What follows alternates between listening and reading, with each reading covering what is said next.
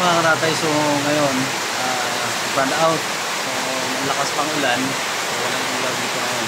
So ang gumagabay lang sa akin ay ang solar light ko na binili sa TikTok. So mula kanina mga 5 brand out na, at sa ibang parte ng Mindoro kanina ay may rotational brand out na sinasagawa. So ngayon naman brand out na umeko.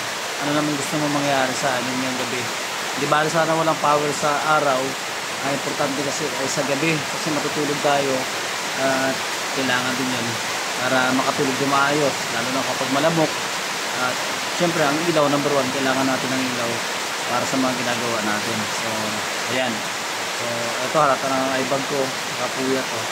So ramdam naman na puyat na naman ito mamayang gabi. So hindi natin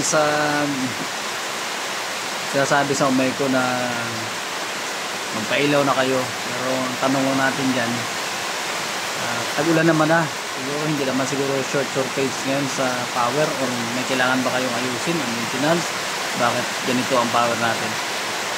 Okay, so ayan, sana follow and share nyo na lang mga katatay, at alam naman natin hindi na tayo papansin nila umeko. Huwag na tayo magreklamo sa kanila, tanggapin na natin ang katotohanan. Ayan, so may solar naman, mag-provide na lang tayo ng solar kasi isa yun sa mga magandang i-provide na alternative para sa gabi at sa araw makapag-tools tayo, makapaggamit tayo ng kuryente.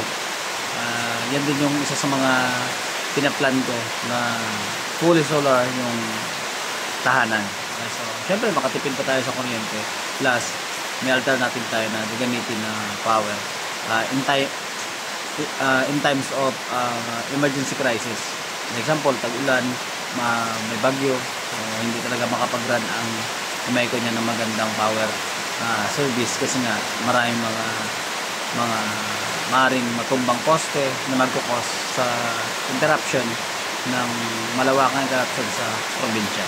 Ayan, so huwag nyo na ibabas ang taga-umeko mga katatay ha.